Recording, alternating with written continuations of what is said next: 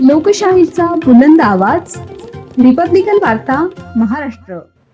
बाळदी पिंजरी मेट रस्त्याचे तात्काळ रुंदीकरण करा, अन्यथा जनशक्ती पक्षाच्या वतीने जनआंदोलन करण्यात येईल. बातमी उमरखेड बाळदी येथून.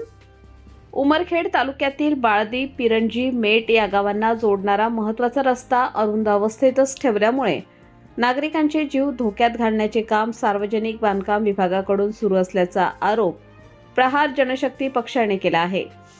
रस्त्याच्या साईडचे तातडीने रुंदीकरण न केल्यास आंदोलन छेडले जाईल असा स्पष्ट आणि थेट इशारा देण्यात आला आहे.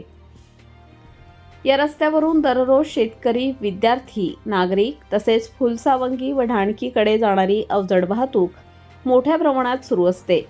मात्र रस्ता अतिशय अरुंद असल्याने अपघाताचा धोका वाढला आहे. काही दिवसांपूर्वी विद्यार्थ्यांची बस पलटी होण्यापासून थोडक्यात बचावली होती. ही गंभीर घटना प्रसारमाध्यमात प्रसिद्ध होऊनही प्रशासनाने कोणतीही ठोस कार्यवाही केलेली नाही. जंगलालगतचा परिसर असल्याने रात्रीच्या वेळी वन्य प्राण्यांचा रस्त्यावर वावर असतो. अरुंद रस्त्यामुळे समोरून येणाऱ्या जड वाहनांना वाट देताना दुचाकी व चारचाकी वाहन चालकांना जीव मुठीत घेऊन प्रवास करावा लागत आहे.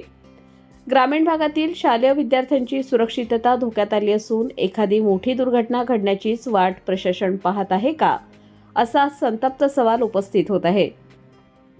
या पार्श्वभूमीवर प्रहार जनशक्ती पक्षाच्या वतीने सार्वजनिक बांधकाम उपविभाग उमरखेड यांना कायदेशीर मार्गाने निवेदन देण्यात आले आहे.